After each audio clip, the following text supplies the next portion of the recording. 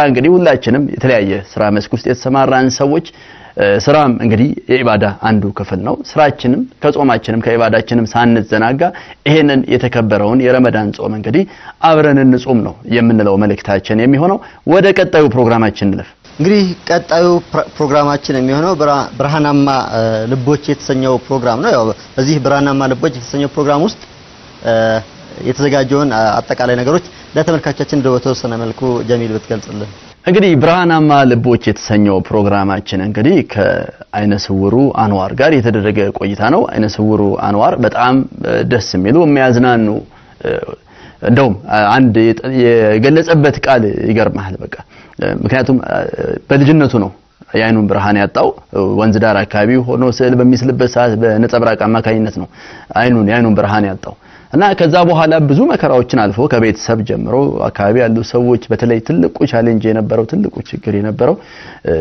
ሰፈር ሲቀይሩ ነበር ሰፈር ሲቀይሩ የሚደርስባቸው ነገር ነግሮናል በተለይ ደግሞ አሁን ላይ ግን አለ አሁን ላይ በጣም ተመችቶኛል አለ በቃ ከምንም ነገር ጋር ተግባብቻለሁ አለ ምንም ነገር ማድረግ እችላለሁኝ አለ እንደውም አንድ የገለጸበት አገላለጽ በጣም የሚገርምህ ነገር ዩሱፍ ምን እንዳለ ታውቃለህ የማየት እድል እንኳን ቢሰጠኝ አልፈልግም እስከማለት ደረጃ ደርሻለሁኝ አሁን ባለሁበት ሁኔታ ተመችቶኛል ነው ይሄ ወንድማችን አያይዞም ብዙ ገጠመኞችንም ኢቭን በዚህ ፕሮግራማችን ላይ ገልጾልናልና በጣም አስተማሪ ነው ብዬ ተስፋ አደርጋለሁ የተወደዳችሁና የተከበራችሁ ተመልካቾቻችን ይህንን ፕሮግራም በርግጥም አይታችሁ ይሄ አይነ ማጣት ሳይሆን የልብ ብርሃን ከምንም በላይ እንዳለ ነው እነዚህ ወንድሞች ጋራ መርዳት የምንችለው ይህንን ፕሮግራም ተከታትለን እንመለስ መልካም ቆይታ يا رمضان سلام እንኳን ለ1438ኛው የረመዳን ወር በሰላም አደረሳችሁ ሸዋ ሾፒንግ ሴንተር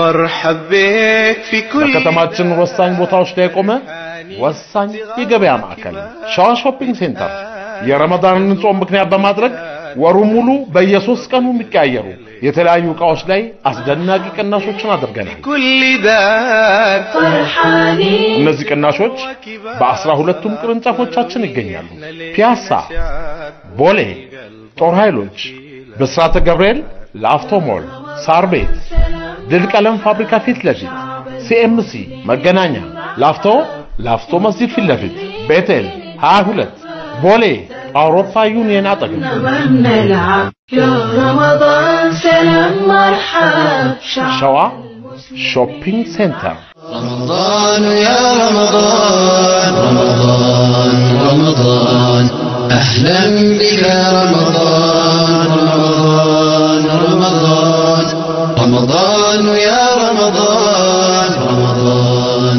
رمضان أهلا بك رمضان رمضان رمضان رمضان نوفاوها بتفصو يدستو رمضان كريم رمضان رمضان رمضان فيكون بسم الله አንዋር ለተወልጄ ያደኩት ደሴ ከደሴ 10 ኪሎ ሜትር ርቀት ላይ የምትገኝ ሱሉላ የምትባል ከተማ ነው ያው የተወሰነ በእድገቴን ደግሞ ሐርቡ ከተማ ነው ያሳለፍኩት ብዙውን ጊዜን ግን በቦርዲንግ ትምህርት ቤት ነው ያሳለፍኩት ባኮ አይንስቶራንት ትምህርት ቤት በተወሰነ መንገድ አስታውሰዋለሁኝ እና ነማዘርም ሲነግሩኝ ትንሽ ትውስ የሚል ነገር አለ ማለት አይንስቶሪንኩበት አፍታ በወንዝ ዳር ወረቀት ስዕል ለመሳል ስሞክር በዚያ ምክንያት እንደሆነ ነው ማቀው እና ከማየት ወደ ለማየት መሄድ ማለት በመጀመሪያ በጣም ከባድ የመጀመሪያ ቀን ማዘርም ስትነግረኝ ትምህርት ቤቱ እየመጣው እና ስዕል ምናምን ነገር እንዲ ወንዝ ዳር ስንስል ቆይተን ቤት ከገባው በኋላ መብራቱን አብሩት ማለት ጀመርኩኝ ማለት በቀኑ ማለት ነው እና በጣም ደነገጡ ቤተሰብ ሁሉ መብራቱን ካላበራችሁት ብዬ ቀወጥኩት በኋላ አስተኙኝ ስነሳም ያው ነው በቃ ምንም ለውጥ የለም መብራቱን ካላበራችሁት በጣም አስቸገር እዚያ በኋላ ግን በጣም ከባድ ነበር በተለይ ትንሽ የኔን ቀለል በጣም ከማየት ወደ ለማየት በጣም ከባድ እጅግ በጣም አስቀያሚ ማለት በሚቻል ሁኔታ ማለት ከባድ ነው ግን ደግሞ ያው በልጅነት ሲሆን ደግሞ ነገሮች በጣም ቢከፉም በተወሰነ መንገድ ደግሞ የመላመዱ ቶሎ ይመጣል እና እኔ ጋም መጀመሪያ ላይ በጣም ከባድ ነበር እጅግ በጣም አስቸጋሪ ነበር ግን ያው ከብዙ ድካም በኋላ ማለት ነው ሁኔታ መላመድ መጣ። ከመላመድ በኋላ ግን አሁን ይብባል ማየትን በመጠላበት ደረጃ ማለት በሚቻል ሁኔታ ተመችቶኛል ማለት ይችላል። መጀመሪያ ላይ እሱም እንትን ነበር በጣም በጓደኛ ደረጃ ማለት ጓደኞቼ የሆነ ተጽዕኖዎች ነበሩት። እነሱ የሚጫወቱ ጨዋታዎች ላይ እኔ ያለ መሳተፍ መጀመሪያ ሰሞን ማለት ነው።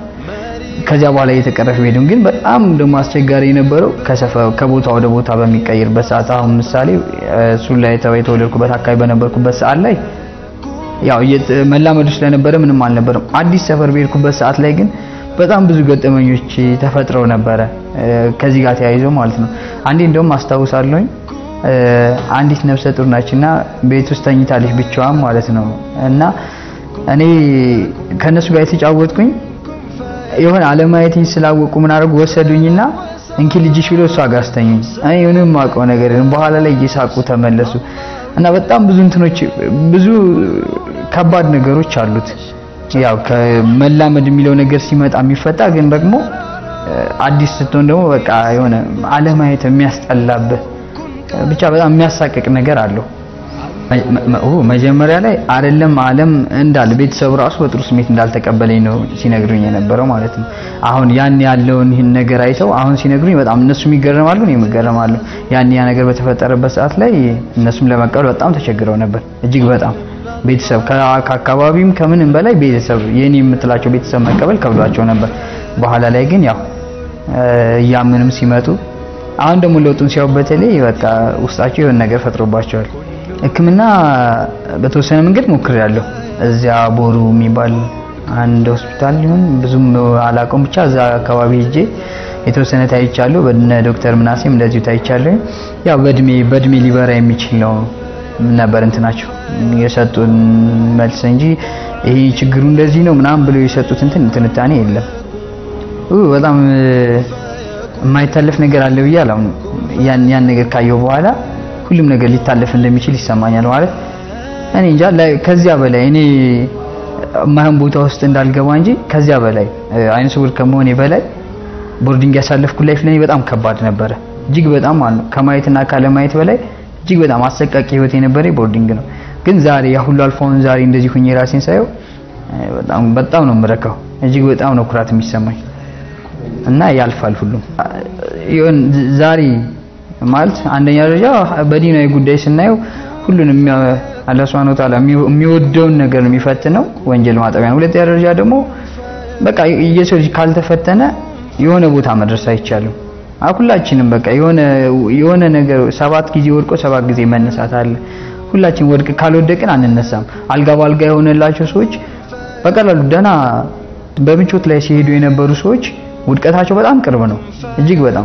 ነገር ግን በስቃይ ላይ ያለፈ ሰው ለስኬት ቅርብ ነው እሱ ደግሞ በተቃራኒው ማለት ነው። እነዚያ በስኬት ላይ ነው ያለፉት ለውድቀት ቅርብ ናቸው። በውድቀት ላይ ደግሞ ያለፈ ሰው ለስኬት እጅግ በጣም ቅርብ ነው እና እኔ እንጃ ተስፋ መቁረጥ በጭራሽ ተገቢ ነው ብዬ አላምንም። ሁሉም ሊያልፍ እንደሚችል ማመን አለብን ብዬ አስባለሁ።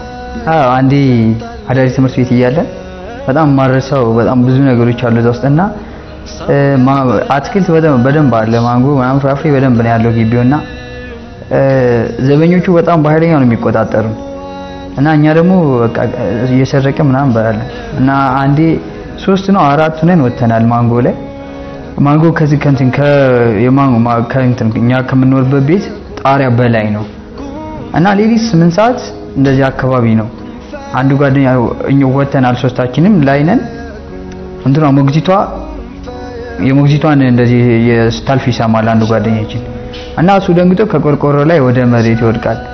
ሁለታችን አንዱ ሲወድቅ እሱ ምን ሆነ ብለን ሶስታችን ተከታትለን አብረን ወደቅን እና ያ አሁን ልጁ ተሰብሮ ምናምን ለረጅም ጊዜ ተኝቶ ነበር እዛ በግቢው በትምህርት ቤት በሌብነት ምናምን ተይዞ ለረጅም ጊዜ በቃ ተሰብሮ እንኳን ደግሞ አልተውም።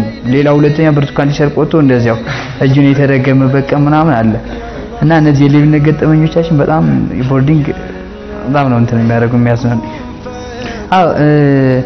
ግንዛቤ በጣም ብዙ ሰው ይከብዳል። አንድ ጊዜ እዚሁ አዲስ አበባ እንደዚሁ አብረን የተጓዝነው ከጓደኞቼ ጋርና እኔ ሙስሊም ሌሎቹ የክርስትና ሃይማኖት ተከታዮች ናቸው እና እንደዚህ አብረን ይሄድን እንዳለ መታ እንትን ነው ታክሲ ውስጥ ገብተን አብረን ይሄድን እንዳለ ትጠይቀናለች ማለት አይናችሁም እንዴት ነው የጠፋው ምናምን በቃ በጣም ብዙ ነገር ጠይቀንና መጨረሻ ላይ ግን ሁላችን የሚያሳቀን እንዴት ነው አይታችሁ መጎርሱት ምናምን ብላ ጠይቀችን እና አንድ ጓደኛችን እስኪ አንቺ እንዴት ነው መጎርሹ አንቺ አሳይን እኔ በቃ ያልጠበቅኩት መልስ ነው ከሱ ማለት ልጁ ምንም አይናገርም ዝምተኛ ነው የሷ አጠያየቅ በጣም ብዙ ነገር ጠይቀችን ውለታችን እድገታችን ምናምን ጠይቃን አይ ግን እንዴት ነው እናንተ እስኪ ምግብ ምናምን ሲቀርብላችሁ እንዴት ነው የምትጎርሱት ምናምን ነገር ብላ ጠይቀች አይ እስኪ አንቺ ጉረሽና አሳይን አንቺ እንዴት ነው እያየሽ ነው ወይ አፍሽን የምትጎርሹ ምናምን ብሎ መለሰለ እና እንዲሁ አንዴ ደብረሲና ከደሴ ወደ ደብረሲና እየመጣ ነው አንዱ ያው እሱም እንደዚሁ እንደኛው ብላይንድ ነው እና ወርዶ ይገባል ለምሳ ወርደው ማለት ነው ይገባና ካፌ ሴቲቱ በጣም ትማራለች አሁን አንተ ማን ሊያጎርስ ነው ምግቡን አቅርባ ማለት ነው አሁን አንተ ማን ሊያጎርስ ነው ምናምን እያለች ልትታጠብ ትሄዳለች ስትመለስ ትሪው ብቻ ነው የጠበቃለች ጨርስ እና ያው ብዙ ገጠመኞች ይኖራሉ ግን በቃ ማህበረሰባችን የሚያሳያቸው ነገሮች ደስ ይላሉ አንዳንዴ ማለት ካለማወቅ የሚሰሩ ነገሮች የሆነ ለኛ ሞራልም ይሆናሉ ውድቀትም ይሆናሉ ግላውንም በቃ ሰው መላክ ህፃን ብዙ ራሳቸውን ስለሚቀሰቀሱ አስቡ ማለት ነው በጭራሽ በተለይ የኛ ሰዎች በተለይ በቃ የኛ ሰዎች ሙስሊሞች በተለይ በጣም የሆነት በጣም ከባድ ነው ማለት 5-10 ሳንቲም ፈላጊ የሆነ ተምሮ ማይለወጥ በዛ አይነት እይታ ነው የሚያዩት በጣም ብዙዎቹ ማለት ነው የሚገርም በጣም አሁን መስጂድ ገብተን ወተን ስናልፍ እዚህ ጋር እኮ አንዱን ባለሱቅ አንዱን ሰላም አለይኩም ሲለው እየሰማን እኛን ሰላም አለይኩም ለማለትም መንገድ እንደዚች ለማሻገርም ያለችው ጽያፊ እንደውም አንዳንዱ እንዴት አድርጎ ይታ እንደዚች እንዲቻርጎ ማለት የሆነ እኔ እንጃ በመነካካት ይታልፋል የሚል እይታ ያላቸው ሁሉ ይመስላል እንዲቻርጎ ይዞ ይሄዳል አያን በቃ የሆነ ብቻ ትንሽ በጣም የወረደ ግንዛቤ ያለውም አለ በዚያ ልክ ነው በጣም ሊደነቁ የሚገባቸው ወላሂ በጣም ትልልቅ ሰዎች አሉ እጅግ በጣም ማለት እኔ እንጃ በጣም በቃ አክብሮታቸው ለየት ይላል ያላቸው ግንዛቤም እንደዚያው መለወጥ እንደምንችል የሚያውቁ በጣም ብዙዎች አሉ በዚያው ልክ ማለት ነው መርሐባ ከመልካሙ ነገር ስንጀምር ማለት እንደምንችል በጣም ብዙ ሰው አይቷል ብዬ አስባለሁ ደግሞ እንደምችልም አሳይቻለሁ አይቷል ማለት ከዚህ በፊት በዚህ አፍሪካ ቲቪ ስቀርብ አዲስ አይደለም ወደ 6ኛ ወደ 7ኛ ጊዜ ነው ስቀርብ ይሄ ሁሉ ስቀርብ ፕሮግራም እየጻፉ ያነበብኩ ቁርአን ያነበብኩ ኢንተርቪው በዚህ መንገድ ነበር እስከዛሬ ማለት ነው ይህ እንደምችል ማሳያ ነው ብዬ አስባለሁ በመልካሙ ስናየው ያው ቁርአን እንደልቤ ቀራለሁ እዚህ ጋር ፊት ለፊት ያለውን ኮምፒውተር እንደልቤ ተጠቀማለሁ እንደ በቃ ኖርማሊ ማንኛውም ሰው ፌስቡክ እንደሚጠቀመው ሜሴንጀር እንደሚጠቀመው እኛም የሶሻል ሚዲያው አንድ ተጠቃሚዎች እኔ ነኝ ጓደኞችም እንደሆነ አውቃለሁ ይህ ደግሞ በመልካሙ ስናየው በቃ ምን ያህል ማለት እኩል እንደሆነ ነው የሚያሳየው እንደው ይሄን እንኳን ብንተው እንግዲህ ሌብነት በጣም መጥፎ ነገር ነው አንድ አይነ ስውር መስረቅ ቻለ ማለት ያው ችሎታን ያሳያል ብዬ ነው የምገምተው ስለዚህ እኔ የማንችለው ነገር አለ ለማለት ወላሂ በጣም ይቸገራሉ እኔ ሁሉንም እችላለሁ ብዬ ነው ማምነው በቃ ሁሉን ነገር አይን አለማየት ገድቦኛል ብዬ አላስብም የምፈልገው ነገር አደርጋለሁ በምፈልገው ነገር ተሳትፌ የምፈልገው ውጤት ላይ እየደረስኩ ነው አልহামዱሊላህ አዎ ማለት ያው አንድ በጣም አሪፉ ነገር አንድ ተማሪ ተምሮ የሆነ ውጤቱን ይሰበስባል ማለት የዘራውን የሚያጭድበት ሰዓት ምናምን አለ እኔ አንድ ነገር እርግጠኛ ነኝ የምናገረው እስካሁን አልহামዱሊላህ በጥሩ ውጤት 12 ያክል ደርሻለሁ አሁን በጣም እርግጠኛ ነኝ ወደ ካምፓስ አልፌ ያው ባሪፍ ውጤት እንደምመረቅ ከአላህ ጋራ ማለት ይሄ አንድ የስኬት ነው የመቻል ሚስጥር ነው ብዬ አስባለሁ ማለት አንድ ሁሉ ነገር ከተደላደለለት ተማሪ ጋራ እኩል ተወዳድሬ ሰክሰስ ማድረግ ለኔ ከችሎታ በላይ ነው ብዬ ነው የማስበው እንደራሴ ማለት ነው ሁለተኛ ደረጃ ያው 15 እና 20 ተማሪዎችን አቅርቼ አስተምሬ ለውጤት አውቅቻለሁ እርግጠኛ ነኝ እዚህ ካላችሁት መካከል እንግዲህ ይሞከራል ብያል ገምትም ኤብሬሉ ማለት ነው ይሞከራል ብያል ሞክር ይሄም ለኔ ስኬት ነው ያውን ለኔ ችሎታ ነው ይለየኛል እንደው ማለት የኔ ኩዮች ያላረጉትን ነገር አድርጌያለሁ ብዬ ሁሉ እንዳስብ ያደርገኛል ስለዚህ እኔ ስኬታማ ነኝ እችላለሁ ብዬ አስባለሁ። ተጠቃሚ ሶሻል ሚዲያ የትኛውን እንጠቀማለን? ስልኮች የተለያዩ ስልኮች አሉ። ምሳሌ የኪፓድ ስልኮች አሉ። እነዚህ እንትን ያላቸው ማለት ጠጠር ያላቸው ማለት ነው። እነሱ ስልኮች ያው እርግጥ አሁን ብዙ እየጠፉ ነው። ብዙ አስጠቃሚ አይደሉም። ለነሱ ጃውዝ የሚባል ባኔን ጃውዝ የሚባል ሶፍትዌር አለ። ከስሩ እሱን ለማሟላት የሚያገለግሉ ጥቃቅን ሶፍትዌሮች አሉ። ያ ይጫናል። ያ ሁሉንም ያነባል። ያው ለኪፓድ ስልኮች አማርኛ ያነብም በእንግሊዘኛ ብቻ ነው የሚያስጠቅመው። እኛ ኖርማሊ ሌላው ሁለተኛው ኖርማሊ ማንኛውን ስልክ ማለት አንድሮይድ ስልኮች ማለት ነው። አንድሮይድ ስልኮች ቨርዥናቸው 442 የሆኑ የትኛውም ስልኮች አላቸው የራሳቸው ቶክባክ አላቸው። ቶክባክ የሚል ሶፍትዌር ሴቲንግ አክሰሲቢሊቲ ከዚያ ቶክባክ የሚል ሶፍትዌር አላቸው። ያን ሶፍትዌር ኦን ይደረግና ከዛ ሌሎች የሚጨመሩ እንትኖች አሉ ሶፍትዌሮች አሉ ያን አፕሊኬሽን ኦን ካረግን በኋላ ማለት ነው። ከዚያ በኋላ የአፕሊኬሽን እንደዚያው እንግሊዘኛ ነው የሚያነበው። ነገር ግን ስፒክ የሚባል አማርኛ የሚያነባለ ያን እዛ ላይ እንጨምረዋለን። ከዚያ በኋላ ያ ስፒኩ አማርኛውንም እንግሊዘኛውንም ስለሚያነብ በአንድሮይድ በዚህ መልኩ እንጠቀማለን። የትኛውንም ነገር የትኛውንም ጽሁፍ የትኛውንም መልእክት ያደርጋል ያነባል እንደ ስክሪን ሪደር ማለት ነው። እና በዚህ መንገድ ነው የምንጠቀመው። አንጋፋውና ታዋቂው መግፊራ ስጋ ቤትና ሬስቶራንት የበሬ የግመል የበግ ስጋ እንዲሁም ዶሮና አሳ በሁሉም ቅርንጫፎቻችን በተመጣጣኝ ዋጋ እንሸጣለን። ሙሉ በግ ለሚወስዱ በኪሎ 115 ብር ቫትን ጨምሮ እንሸጣለን። በተለይ በአዳማና በግራር በሚገኙ ሬስቶራንቶቻችን ደረጃቸውን የጠበቁ በአይነታቸው የተለያዩ ምግቦችን ያገኛሉ። በቂ የእንግዳ ማረፊያና የሰላት መስገጃ ቦታ አለን። እንዲሁም በቂ መኪና ማቆሚያ ስፍራ አለን።